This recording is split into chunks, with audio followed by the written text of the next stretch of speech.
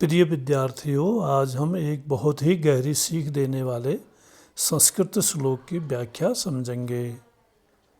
श्लोक है कुग्राम वासः कुलहीन सेवा कुभोजनम क्रोधमुखी च भार्या पुत्रस्य मूर्खो विधवा च कन्या बिना अग्निमेत प्रदहंति कायम। तो ये जो श्लोक है यह चाणक्य नीति का श्लोक है और यह बहुत ही गहरी सीख हमें देता है।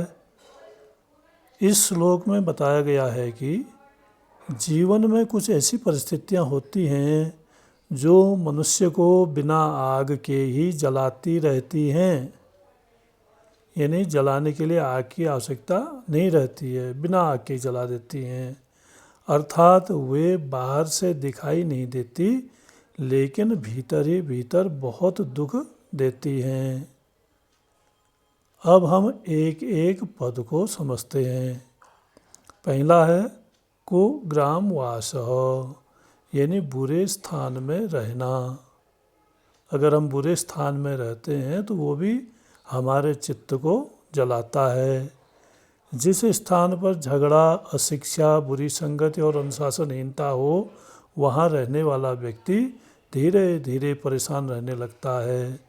जैसे यदि कोई बच्चा ऐसे वातावरण में रहे जहाँ पढ़ाई का महत्व न हो तो उसका मन भी पढ़ाई से हट सकता है।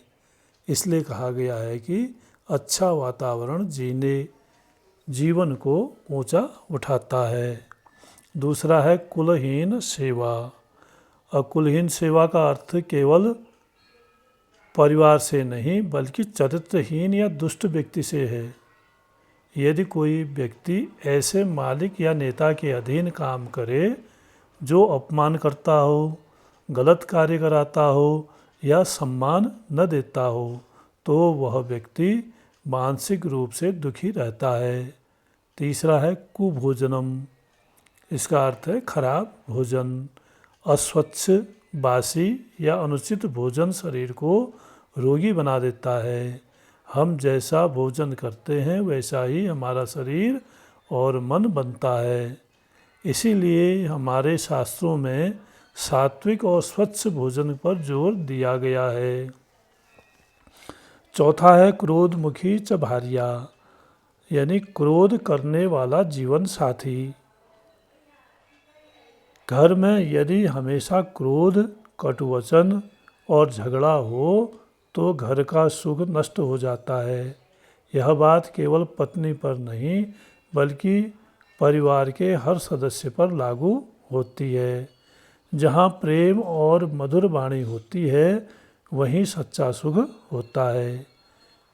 पांचवा है पुत्रस्य मूर्खः, यानी मूर्ख पुत्र। यहाँ मूर्ख का अर्थ केवल कम पढ़ा लिखा नहीं है बल्कि वह जो गलत आदतों वाला हो, बड़ों का आदर न करे और सही गलत की पहचान न रखे। ऐसी संतान माता पिता को जीवन भर चिंता देती है। इसीलिए बच्चों को केवल शिक्षा ही नहीं संस्कार भी देना आवश्यक है। छठा है विधवा च कन्या, विधवा पुत्री। प्राचीन समय में समाज की परिस्थितियाँ अलग थीं। उस समय विधवा स्त्री को बहुत कठिनाइयों का सामना करना पड़ता था। इसलिए बेटी का दुख माता पिता को भीतर से तोड़ देता था। इसका उद्देश्य किसी का अपमान करना नहीं बल्कि माता पिता के दुख को व्यक्त करना है। बिना अग्निमेते प्रदहंति कायम का गहरा अर्थ। अब इसका क्या अर्थ है? इन सभी बातों में एक समानता है। ये बाहर से आग की तरह नहीं दिखती लेकिन मनुष्य को चिंता, तनाव और दुख देकर भीतर ही भीतर जलाती रहती हैं।